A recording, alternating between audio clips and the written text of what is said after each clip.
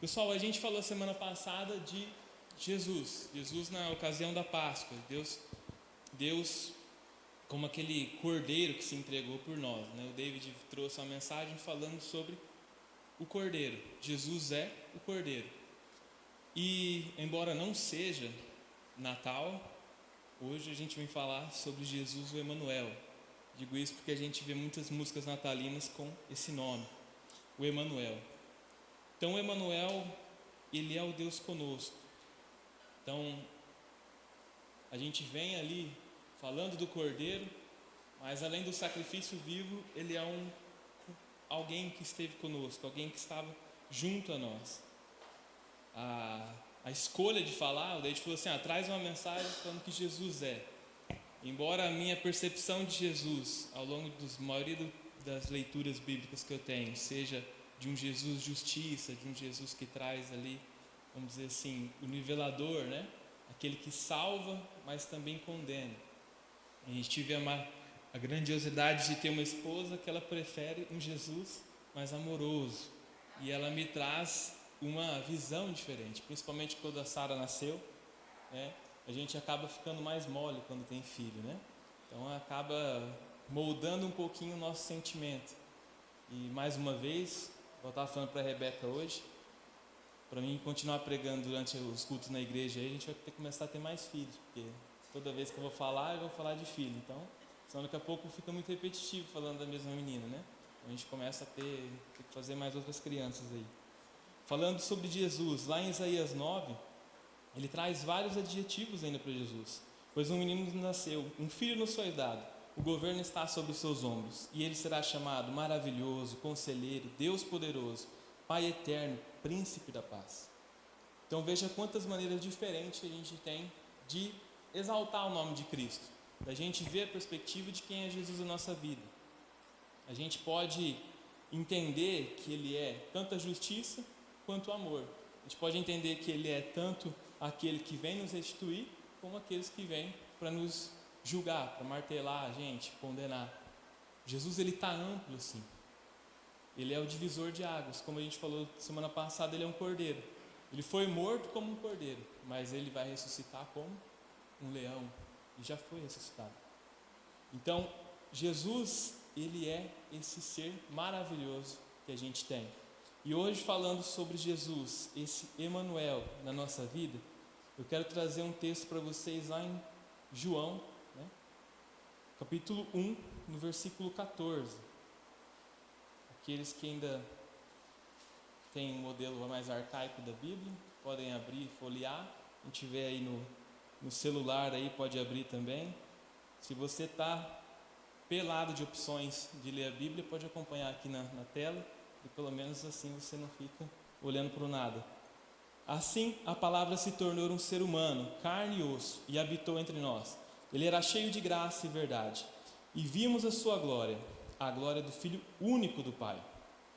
Então a gente tem um Deus na nossa vida, que Ele sempre se estendeu a mão. Ele sempre quis estar conosco, Ele sempre quis estar tendo uma intimidade com a gente. Então lá em Gênesis a gente vê no capítulo 3, logo após aquele incidente no Éden, que é retratado que Deus estava vindo ali, como de costume ele passeava na viração do dia. Ou seja, para ser retratado assim era um costume que Deus, ele andava na viração do dia com Adão e Eva, provavelmente conversando, mostrando o jardim, falando, como é belo o nosso campo aqui, né? Esses animais. Mas essa intimidade foi destruída pelo pecado. Naquele momento Deus coloca o seu plano de salvação em ação. Quem já fez verdades básicas sabe que naquele momento Deus pega, mata o cordeiro, coloca roupa neles, porque eles estavam nus, e ali ele já demonstra que para salvação haveria que ter derramamento de sangue. Então, ele naquele plano de ação, ele chama Abraão. Abraão começa ali a ir para a terra prometida, faz um povo que é escolhido, novamente um povo que está ali abraçado em Cristo, abraçado em Deus, e chega até Moisés. Moisés retira o povo do Egito, coloca ele no deserto, Deus fala audivelmente para o povo, na beira do monte, o povo fala assim: olha, essa voz é muito forte para a gente, vamos deixar quieto, só Moisés ouve, que a gente já não consegue ouvir essa voz. Mais uma vez o ser humano se afasta de Deus. Mais uma vez Deus é muito para a gente, vamos ficar mais longe. E ali Deus continua o seu processo e ali Ele coloca como representação, fala assim: não, de agora em diante a minha representação vai ser o tabernáculo. E no tabernáculo vinha uma coluna de fogo durante a noite e fazia sombra durante o dia, aquilo guiava o povo e aquilo era representado como uma presença de Deus. Mais uma vez Deus se faz presente. Mas Deus naquele momento Ele fala: olha, não vou fazer nem o meu tabernáculo no meio do povo, porque eu vou acabar com vocês. Vocês são um povo que não quer mais a minha presença, mas eu vou colocar do lado. E vocês vão ali e ver. Toda vez que Moisés estiver passando para ir para fora do acampamento, vocês vão ver que naquele momento eu vou falar com vocês, por meio de Moisés. Mas aquilo não era suficiente. Vai o nosso amigo Salomão. Salomão pega, faz um templo gigantesco, cheio de ouro, pratas, todo tipo de tecido bem caro, e fala: agora essa vai ser a representação de Deus no meio do seu povo. E ele faz o templo sagrado. E nesse mesmo momento ele pega e diz: contudo será possível que Deus habite na terra? Nem mesmo os mais altos céus podem contê-lo, muito menos esse templo que eu construí. Então Salomão já declara que não adianta, Deus não vai ficar ali, Deus não vai ser colocado numa caixinha, Deus não é imagem. A intimidade de Deus, a presença de Deus, ela é muito maior do que um lugar, ela é muito maior do que apenas uma representação. E lá em Isaías, que é onde a primeira vez Jesus é chamado do Emanuel, ele já prediz 700 anos antes que Jesus viria alguém que ali seria o Deus conosco. Agora não vai ser mais um templo que demoraram anos para fazer, não é mais um tabernáculo que precisou de várias mãos. Agora é um homem, e esse homem vai ser o próprio Deus que vai habitar entre nós. E essa habitação é Deus conosco. Isaías diz assim: por isso o Senhor mesmo lhes dará um sinal, vejam, a virgem ficará grávida, ela dará luz a um filho, e ele se chamará de Emanuel. A maioria das Bíblias tem um parênteses aí que diz Deus conosco. Então Isaías ele já coloca que haverá de vir um homem, haverá de vir um Deus conosco. E para quem já leu Mateus, no primeiro capítulo ali já começa falando que José estava desesperado, falando assim: nossa, fui traído, estão me chamando de corno na cidade, não vai sobrar nada para mim, vou ter que ir embora de casa. E o anjo aparece para ele e fala assim: fica calma, José, calma, essa confusão sua tudo tem um nome, Jesus vai vir, e você foi o homem escolhido, e virá o Emanuel. Então mais uma vez é confirmado, Jesus conosco é esse Deus conosco também. Então agora ele não está mais em uma construção, agora ele não está mais só falando por uma pessoa, ele não está mais só em uma imagem, agora ele está em uma pessoa, e essa pessoa é Deus conosco. Eu vou usar aí uma licença para dizer que esse Deus conosco, a gente pode dar uma quebrada nele, dizer que é Deus com nós. Por que eu quero falar isso? Porque assim eu quero quebrar em 3 verdades que a gente pode falar, que o que é esse Deus conosco. Primeiro é que o Emanuel, Jesus, é o Deus conosco. E para a gente entender o que é, por que Deus conosco, a gente vai ter que entender que Jesus, ele é Deus. Primeiramente, Jesus é Deus. Então, a base da nossa fé, do cristianismo, a gente entender e saber que Jesus é Deus. E João deixa bem claro quando ele diz, em João 1:1, no princípio aquele que a palavra já existia, e a palavra estava com Deus, e a palavra era Deus. Então, João começa conectando não somente a sua perspectiva de quem era Jesus, porque quando ele escreve João, ele já tinha visto ali os adventos do Apocalipse, ele já tinha escrito Apocalipse, e provavelmente em suas cartas. Então ali era o último livro que ele estava escrevendo, o último apóstolo a dizer algo, porque ele foi o último a morrer também, né? Então ali ele está conectando a sua vista com o Gênesis. Porque lá no Gênesis começa que Deus disse, haja luz. E Deus cria na palavra. João está dizendo que essa palavra pela qual Deus criou tudo é uma pessoa, que é Cristo. A palavra também ela é uma revelação, como lá em Jeremias que diz, veio a palavra do Senhor a Jeremias. A palavra é o meio pela qual Deus se comunica com o povo. E é um poder eficaz. A minha palavra não voltará para mim vazia. Isaías 55:11. Então a palavra realiza aquilo que Deus quer. Quando João diz, no princípio era o Logos, a palavra, tudo foi feito por meio dele. E ele está fazendo uma leitura cristocêntrica. Agora ele está falando assim, olha, lá atrás quem fez tudo era Jesus. Jesus não é um Jesus de hoje apenas, que nasceu de uma virgem e está aqui. Jesus ele já existia. As aparições que tiveram na Bíblia era Jesus. O Deus que descia para falar com a humanidade era Cristo, era Jesus. Ainda numa sombra, ainda em algo que a gente não conseguia ir ver, apalpar, mas era Jesus Cristo que estava vindo. No contexto grego, quando ele diz logos, também é um termo carregado.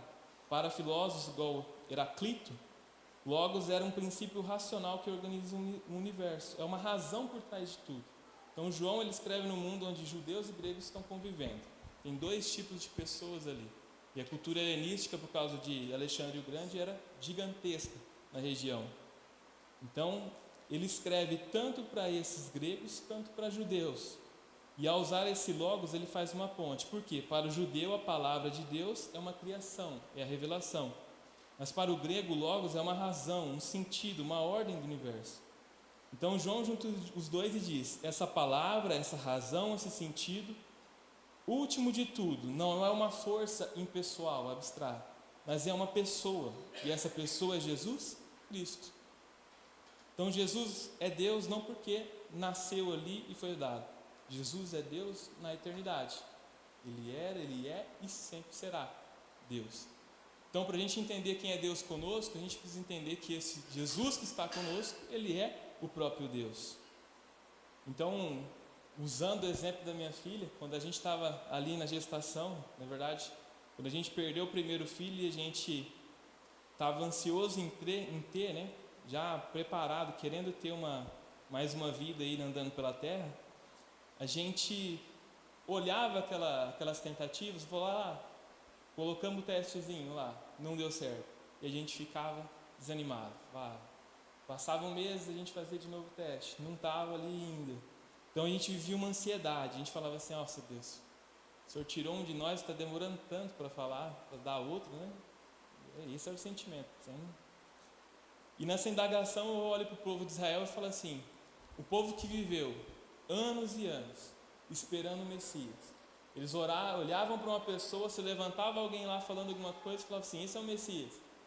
Aí quando ia ver não era, o cara morria, o cara não acontecia nada, e o povo ficava mais ansioso. É um povo já calejado, um povo que sofria. Era um Deus que ia vir para eles, porém era um povo que estava ansioso. É um povo que está sedento de olhar, de ver esse Deus.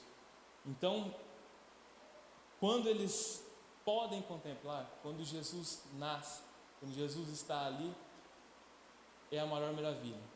E quando a gente foi positivada, né, sem ser do Covid, foi da gravidez, a alegria gigantesca, a gente fala assim, nossa, chegou a hora. Quando realmente o Messias apareceu, quando realmente o Messias nasceu, quando o anjo falou para Maria, quando Zacarias ali e Isabel vão dar ali João Batista também, fala assim, e ele se remexe no ventre, fala assim, olha, esse menininho aí, esses dois vão dar trabalho nesse mundo. Jesus, Ele é esse Deus. E a gente não pode desprezar em nenhum momento da nossa vida essa divindade de Deus.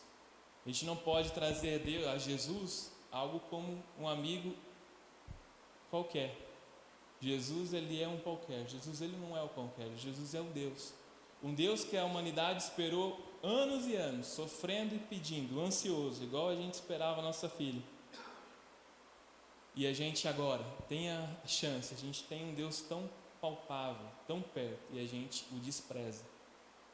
Por quê? Porque a gente coloca outras coisas em cima dele. A gente não pode desprezar A gente não pode retirar essa estadia dele aqui na terra. Porque o Deus Emanuel também é um Deus com a humanidade.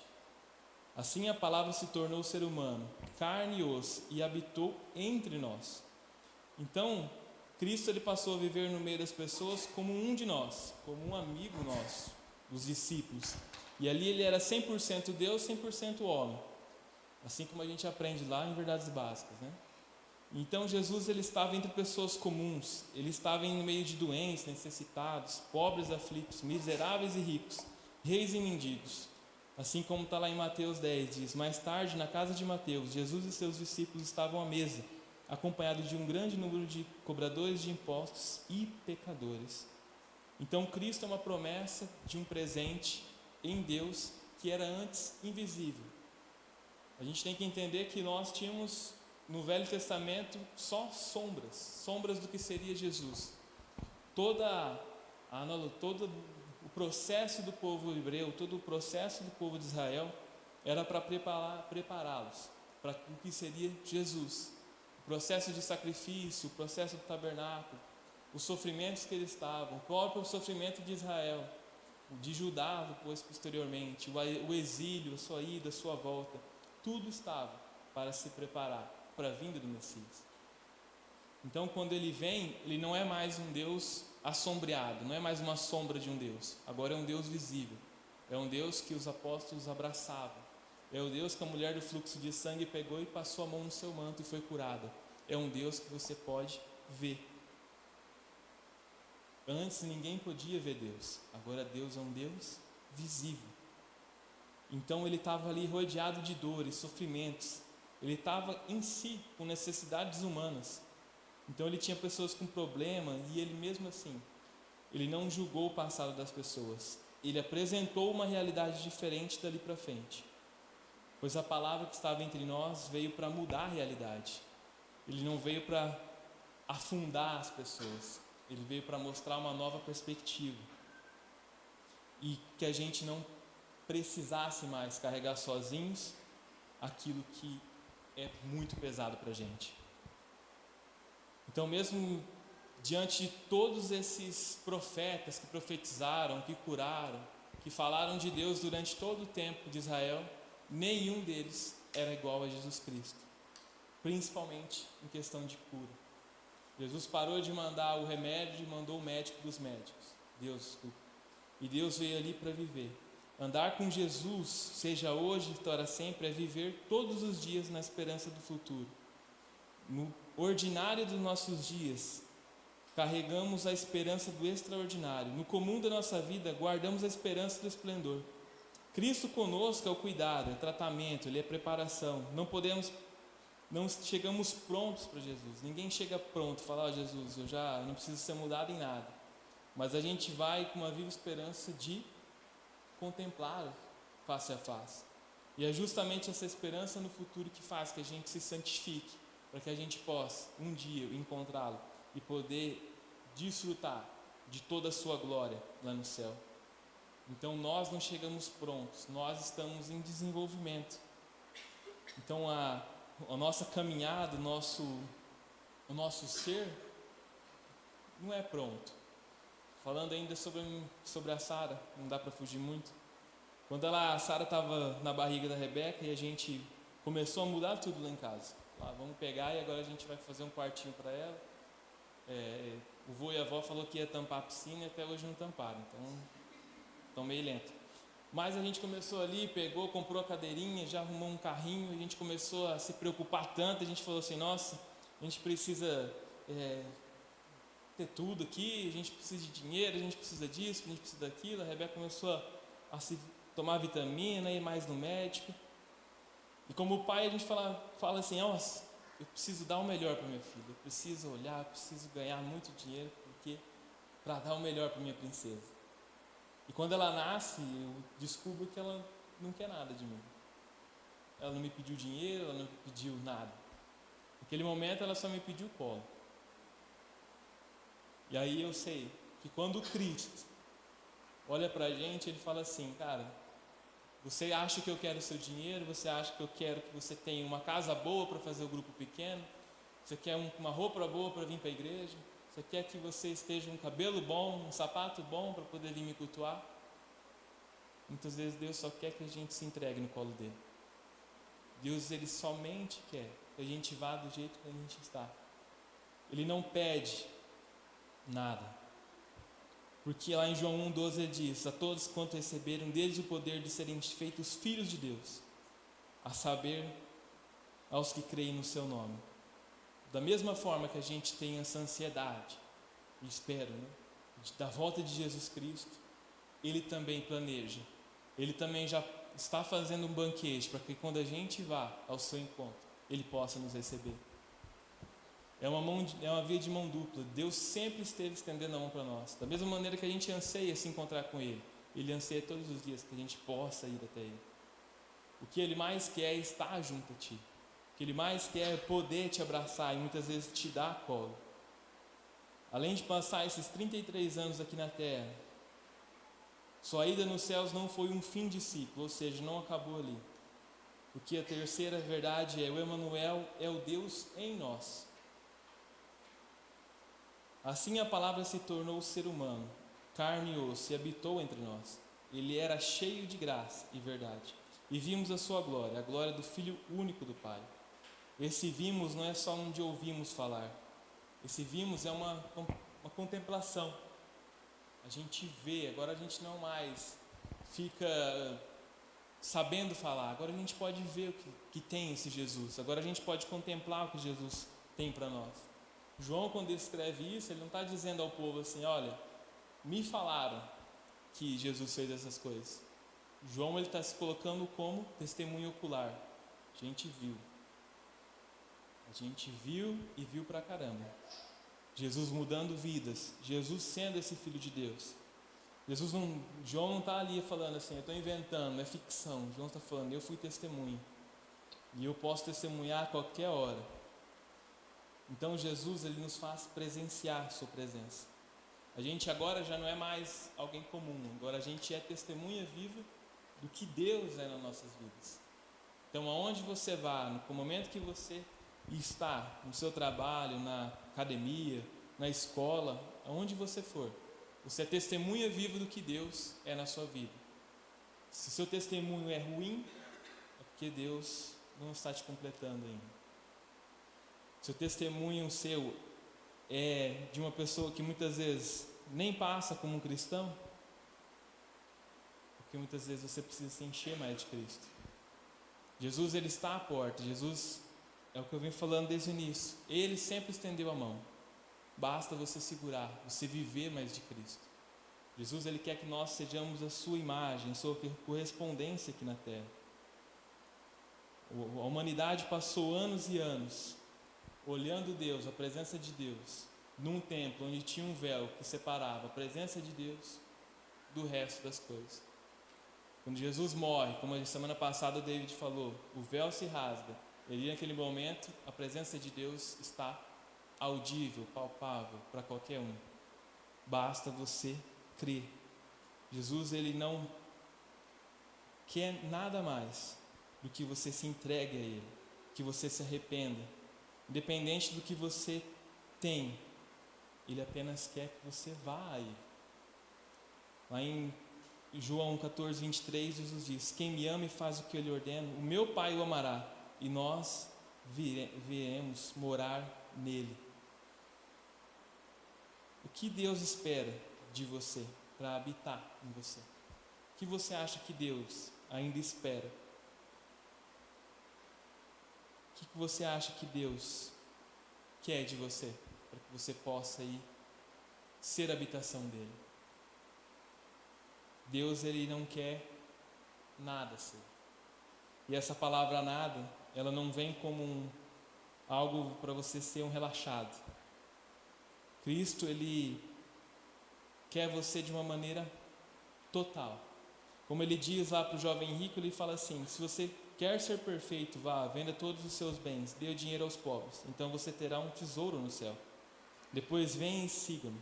Jesus não está exigindo de ninguém a pobreza, ser miserável. Jesus não condenou em momento nenhum o rico, mas ele fala muito mais do que está no seu coração. A primeira bem-aventurança aí do Sermão do Monte, ele diz: felizes os pobres de espírito, pois deles é o reino dos céus. Jesus, ele quer que a gente chegue vazio, que a gente chegue numa maneira que ele nos preenche. Porque primeiro que essa expressão pobre de espírito não significa uma falta de inteligência. Vou falar igual fala para os nossos adolescentes aqui da igreja. Pode ser muita coisa na sua vida, você só não pode ser burro. E isso vai te gerar grandes problemas. Não é falta de, na verdade não é uma baixa autoestima doentia, não é uma pobreza econômica em si. Não é ser apagado, sem personalidade alguma. O pobre de espírito não é alguém sem valor nenhum. É alguém que reconhece que não tem nada para apresentar diante de Deus. Não tem nada que ele possa fazer que seja bom perante Deus. Não há nada no nosso espírito, não há nada nas nossas mãos que a gente possa entender e falar assim: olha Deus, isso aqui é bom para você. Não é no nosso ministério que a gente vai falar assim: olha Deus, eu sou um bom cantor aqui, estou te entregando o melhor. Não é quando você vem e fica no som, quando você é um líder de alguma coisa. Deus nunca te pediu isso. Deus nunca te pediu cargo em lugar nenhum. O que Ele quer de você é que você chegue a Ele com o coração apresentado. Ele quer que você chegue a Ele e reconheça, como a língua falada ali no grego, pobre, nem vou comentar aqui a palavra grega, mas é a imagem de alguém absolutamente necessitado, um mendigo que realmente depende totalmente do outro. Ele é aplicado ao Espírito porque Jesus, quando ele fala o Sermão do Monte, ele quer que as pessoas reconheçam que tem uma pobreza espiritual, há um vazio dentro de cada um de nós, que é do tamanho de Deus. Ele quer que nós não confiamos em méritos, obras, muito menos religião e moral própria. Ele quer que a gente saiba que sem Deus nós não temos nada. Estamos pelados. Hein? Pobre de espírito não é quem se acha um nada, é quem sabe que sem Deus é nada. Sem Deus não há como ele ser alguém. O pobre de espírito é aquele que chega a Deus pedindo mais. Ele chega a Deus precisando de algo para preencher o seu coração. Muitas vezes a gente chega e tem a sensação que a gente precisa ser mais algo, ser mais aquilo, ser mais aquilo outro. A gente precisa doar mais dinheiro à igreja para que Jesus possa nos preencher. Mas Jesus, ele exige aquilo que é mais simples de nós, porém é tão duro de entregar, que é tudo. Quando a Sara nasceu e eu peguei ela no colo, eu vi que ela só queria colo. Mas naquele momento, não é que ela não pediu nada. Naquele momento ela exigia tudo de mim. E daquele momento em diante, agora a gente já não tem mais uma noite de sono. Agora sempre tem um neném que está chorando. Naquele momento em diante, quando ela não está no colo da mãe, ela está no colo do pai. E quando ela engasa, o coração falta sair da boca, não dela, nosso pai. Então ela exige tudo de nós. Nós saímos de casa pensando nela. Nós saímos para vir para a igreja, estamos pensando nela. Quando ela nasceu, ela exigiu o nosso tudo. Ela não queria nada de nós, ela não pediu nada da mãe dela. Apenas um leite bem quentinho, mas Deus, ele quer conosco. E a minha filha, ela é extremamente abençoada. Essa semana eu levei ela na casa do meu sogro. Coisa que ele nunca fez foi orar, gritar dentro da casa dele. Minha filha chorando e ele orando, até os vizinhos foram lá, pensavam que era um avivamento, mas era somente eles orando ali para minha filha parar de chorar. Mas é a presença de Deus, né? Ela muda situações. Então não é somente na nossa vida, Jesus, ele vem para mudar a nossa família também. Quando Jesus entra na sua vida, se só você é crente na sua vida, na sua casa, ele vem para mudar a sua família inteira. Seja para causar uma confusão lascada, seja para abraçar todos. Mas Jesus, quando entra na sua vida, não fica nada igual. Se ficar igual é porque tem alguma coisa estranha nesse Jesus. É meio que da Shopee que você está comprando. Jesus, ele vem para entrar em nós. O que você hoje precisa entregar a Deus? O que você precisa entregar? Colocar os pés da cruz, falar assim: Jesus, não quero mais levar isso sozinho. Para que Ele possa ser esse Emanuel na nossa vida, que Ele possa ser esse Deus presente, para que Ele possa estar em você todos os dias. Às vezes você está carregando uma culpa, às vezes você está carregando um perdão que você não libera, às vezes você está carregando um fardo nas suas costas, que era para você ter deixado há muito tempo. Você vem à igreja todo domingo, já virou um sanguessuga aí da palavra, mas o restante do tempo você fica ali. Jesus não está em você. Você esquece de Cristo. Você passa a semana inteira pensando em tantas outras coisas. Como eu falo da Sara, ela me exige o tempo todo estar pensando nela. Jesus, Ele não quer nada mais, nada menos do que isso. Nós pensamos nele todas as vezes. A primeira coisa que a gente tem que fazer numa situação é falar assim: o que Jesus faria no meu lugar? Quando você está numa roda de amigos falando besteira, voltando ali, será que Jesus estaria aqui? Será que Cristo, Ele faz parte de onde a gente está? As conversas de WhatsApp, aquelas coisas que você anda vendo na internet. Eu sei que é mais adolescente que fica vendo essas porcarias. Os adultos não têm tanto problema, né? Ou tem uns adolescentes de 50 anos ainda, né? A gente se entrega. A nossa falta de fé, a gente fala assim: olha, Jesus, Ele só está lá comigo no domingo. A gente vem aqui, fala: ó, aqui Jesus está comigo, o restante da semana não. Você esquece que Ele está te vigiando 24 horas por dia, todas as suas ações. Tem gente que vem aqui e fala assim: hoje eu não vou tomar Santa Ceia, porque eu não quero desonrar Jesus. Mas não pede perdão para a pessoa, não libera perdão. Prefere ficar sem tomar a Santa Ceia do que liberar perdão. Que opinião é essa? É mais difícil você não participar de um ritual e desonrar Jesus Cristo? Ele está com você todos os dias na sua vida. Não vai ser uma Santa Ceia que você não toma que vai fazer diferença. Ele vai olhar para a sua cara e falar assim: o que eu quero de você? Que você libere, que você me deixe entrar em você. Não é o que os outros estão olhando, mas é o que eu estou vendo de você. Tudo que a gente tem, a gente possa se entregar a Jesus. A nossa vida, ela está aqui para ser algo que Deus tem domínio total. É muito difícil na nossa vida a gente entender essas coisas, porque nós, como seres humanos, queremos todo momento ter controle. Mas Jesus, Ele veio, Ele esteve conosco, Ele andou com os discípulos, Ele sofreu, Ele chorou a morte de Lázaro, Ele esteve angustiado no Getsemane. Em todo momento Ele passou as nossas dores, Ele entende a nós. Ele não está distante para que não possa nos ouvir. Ele está perto o suficiente para nos abraçar, para nos amar novamente. Que a gente possa ter um divisor de águas, que a gente não venha falar de Jesus todas as vezes como uma lembrança de Natal, de Páscoa. Passou a Páscoa semana passada, a gente faz um ritual danado na sexta-feira, a gente até às vezes chora, coloca coisas no Instagram lá de Jesus. O restante do ano é só festa e porcaria. Na Páscoa, Jesus seja exaltado.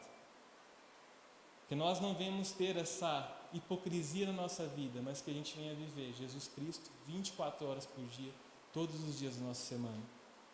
Que a gente venha ser diferente, porque Jesus, Ele veio para nos salvar. Enquanto eu vou terminando, se o Ministério de Louvor quiser vir, daí a gente já ora. Que hoje a gente possa ter um momento diferente na nossa vida.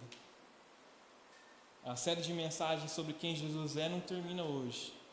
O David, outros pastores vão trazer mensagem para vocês, dizendo o que Jesus é. Mas você tem a semana inteira para ir degustando o que Jesus é na sua vida e mostrando ser diferente. Que Jesus, Ele está falando com vocês. Não entenda que Jesus parou de falar. Jesus, Deus fez um auê danado em todo o Velho Testamento para poder falar com o povo dele. mandou profetas e profetas. E a gente lê aquilo e fala assim: nossa, que povo idiota, não ouvia Jesus, não via Deus. E hoje a gente consegue ser mais cego do que eles. Hoje a gente consegue esquecer o que Jesus fez pela gente. Em Isaías 43:1, ele diz assim: mas agora, eu troquei duas palavras aqui para ficar mais pessoal para a gente. Ó filho, ouça o Senhor que criou. Ó igreja, assim diz aquele que o formou: não tema, pois eu o resgatei, eu o chamei pelo nome, você é meu. Assim como eu e a Rebeca temos um ciúme da Sara, Jesus, o Espírito Santo, Deus, Ele é extremamente ciumento pelas nossas vidas. Então que a gente não venha ficar vindo na igreja e depois se bandeando. Que a gente não venha a ser uma prostituta espiritual que se vende a qualquer coisa, a qualquer movimento, a qualquer fala. Mas que a gente venha ter pés firmados na palavra. Que a gente venha entender que Jesus Cristo é suficiente na nossa vida. Que Ele não nos pediu nada, mas Ele exige tudo de nós. Que a gente possa orar nesse momento. Fechem os olhos. Pai, obrigado, Senhor. Obrigado por ter falado com a gente hoje, Deus. O Senhor é maravilhoso, Pai. Obrigado por se fazer presente em todas as épocas, eras. Obrigado por o Senhor ser eterno, Deus. Que o Senhor veio até nós, esteve entre nós. E o Senhor está conosco todos os dias da nossa vida, Pai. Porque o Senhor foi, mas nos deixou o Consolador. O Espírito Santo anda conosco. Ele nos policia, Ele está conosco, fazendo-nos entender que só o Senhor é Jesus Cristo, que só o Senhor tem lugar no nosso coração.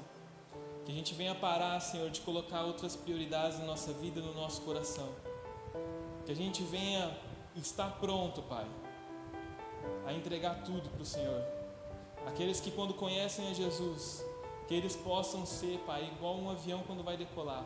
Que Ele coloque todas as suas forças, Ele coloque toda a sua energia para conseguir, Senhor, passar aquele momento.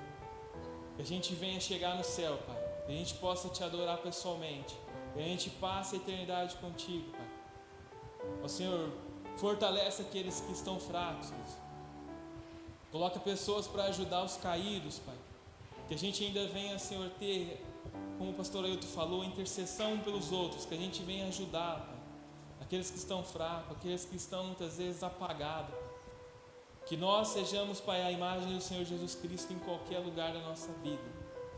Em qualquer lugar que a gente vá, Pai, que a gente venha a ser diferença, Pai. Venha nos policiar, Pai, para que sejamos também em tudo que nós postamos, Pai. Tudo que nós entramos em brigas, Pai, seja na política, seja em ideologias, que a gente venha entender que a gente está carregando a bandeira de Jesus Cristo. A gente não carrega partido, a gente não carrega pessoas, a gente carrega Jesus Cristo. E tudo que nós fazemos, e tudo que nós demonstramos, carregando a sua bandeira, seremos julgados e seremos cobrados. Que tenhamos a noção, a sensibilidade de mostrar um Cristo vivo e que ressuscitou dos mortos. E que principalmente Ele restaura vidas. Venha nos restaurar, Pai, não só hoje, como todos os dias da nossa vida. É isso que eu te peço, Senhor, em nome de Jesus. Amém.